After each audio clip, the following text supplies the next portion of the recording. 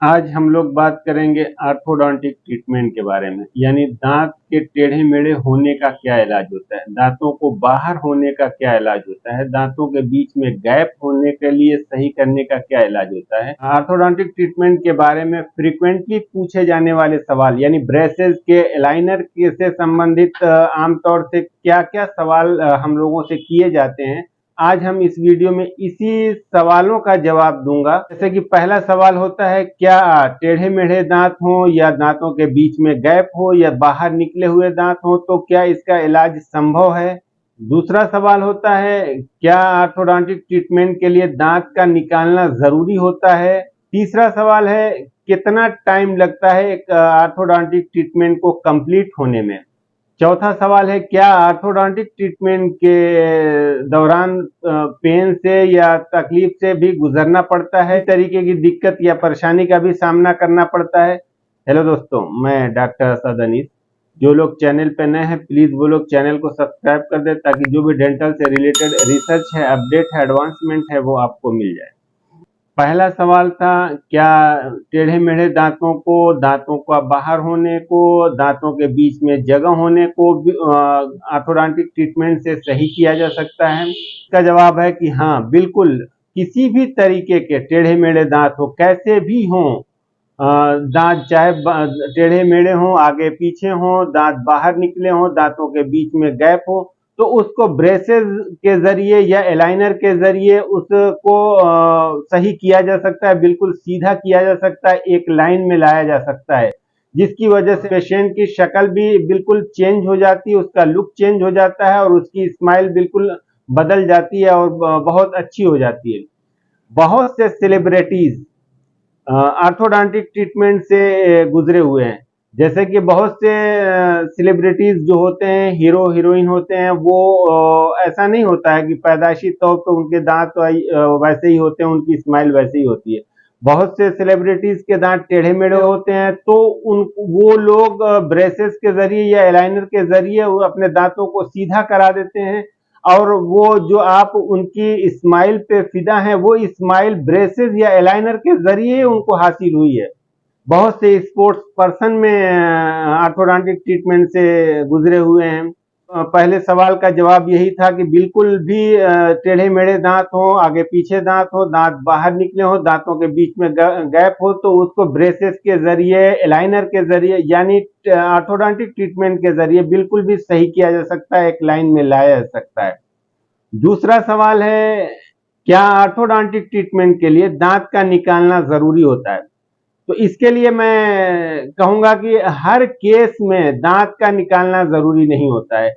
बहुत ज्यादा जहां पे क्राउडिंग होती है, बहुत ज्यादा दांत आगे पीछे होते हैं, बिल्कुल भी स्पेस नहीं होता है दांत को लाइन में लाने के लिए, जहां स्पेस बिल्कुल भी नहीं होता है, तो वहां पे दांत निकालने की जरूरत पड़ती है। रेयरली इसकी जरूरत होती है, हर केस में दांत निकालने की जरूरत नहीं होती है। बहुत कम लोगों में ऐसा होता है जिसमें दांत निकाल के दांत को सीधा किया जाता है। अच्छा, अब वो दांत भी कौन से निकाले जाते हैं, प्री मोलर, यानी मिड लाइन से चौथा जो दांत होता है वो निकाला जाता है, उसको फर्स्ट प्री मोलर कहा जाता है।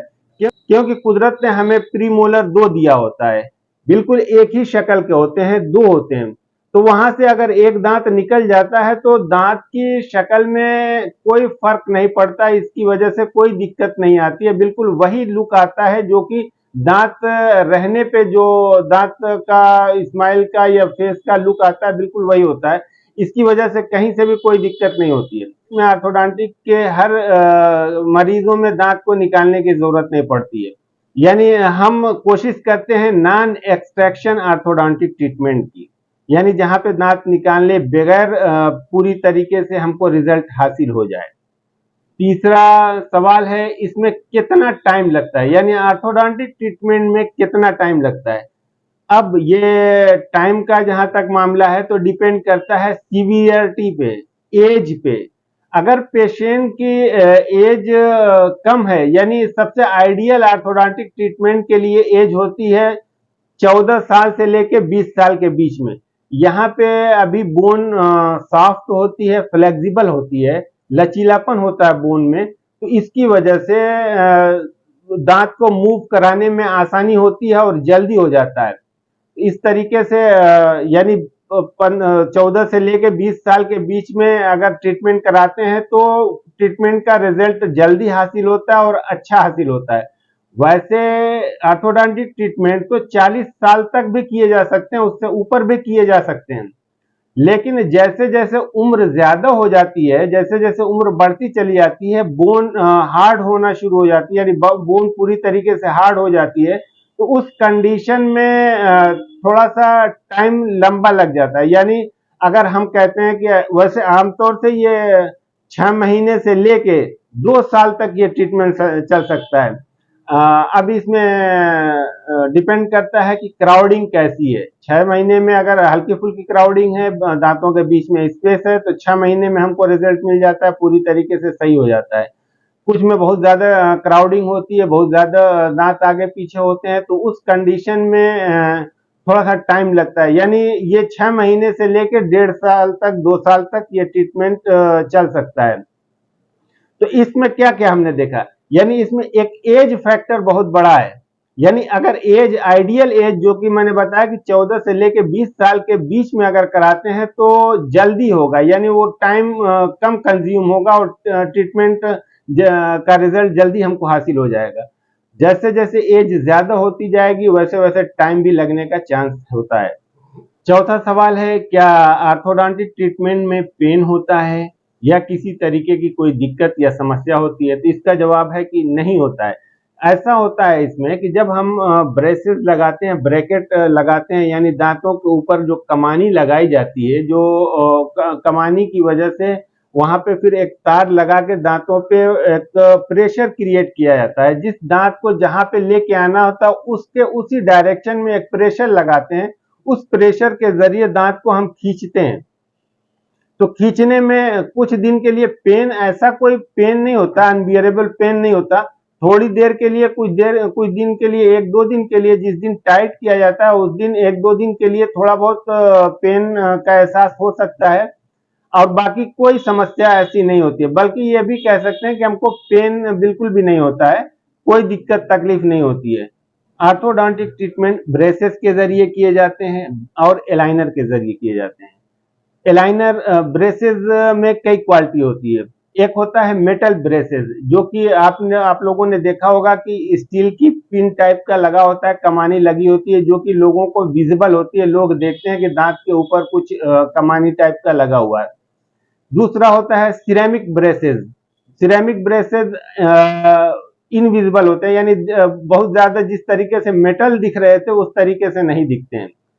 तीसरा होता है लिंगुअल ब्रेसेस, यानी दांत, जो ब्रेसेस लग रहे थे दांत पे, फ्रंट पे लग रहे थे, तो वही ब्रेसेस दांत के अंदर पीछे की साइड में लगाए जाते हैं, यानी पीछे के साइड लगाए जाते हैं, लिंगुअल साइड में लगाए जाते हैं, जिसकी वजह से विजिबिलिटी और कम हो जाती है। यानी मेटल सबसे ज्यादा विजिबल होता है, फिर उसके बाद सिरेमिक आता है, फ्रंट पे लगता है, वो भी थोड़ा बहुत विजिबल होता है लेकिन उसकी तुलना में कम विजिबल होता है। तीसरा होता है लिंगुअल ब्रेसेस, जो कि दांत के पीछे की साइड में लगाए जाते हैं, यानी वो उतना विजिबल नहीं होता है। और अब का एक एडवांस टेक्निक है एलाइनर की। एलाइनर बिल्कुल भी इनविजिबल होता है, इनको इनविजिलाइन भी कहा जाता है, यानी क्लियर एलाइनर कहा जाता है। इसमें कोई भी चीज आपको इसमें दिखाई नहीं देती है, बिल्कुल ट्रांसपेरेंट होता है। एक ट्रे दिया जाता है दांतों के ऊपर लगाने के लिए। जैसे कि ब्रेसेस में आपको डेंटिस्ट के पास, ऑर्थोडोंटिस्ट के पास हर महीने 1.5 महीने में आके उसकी वायर चेंज कराना होता है, लेकिन एलाइनर में ऐसा नहीं होता। एलाइनर में एक हम पूरे दांतों को स्कैन करते हैं, स्कैन करने के बाद उसके हिसाब से उसके अकॉर्डिंग उसकी ट्रे बनती है। तो जो ट्रे होती है उसको, ट्रे को पेशेंट खुद अपने आप लगा सकता है, उसको निकाल सकता है, खाने पीने के टाइम उसको निकाल ले, उसके बाद उसको लगा ले।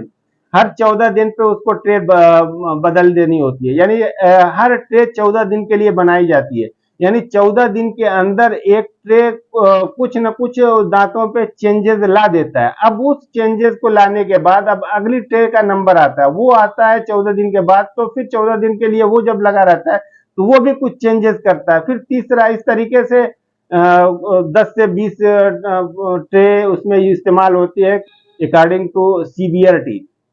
तो आज की डेट में सबसे ज्यादा पॉपुलर है क्लियर अलाइनर यानी इनविजिबल अलाइनर का।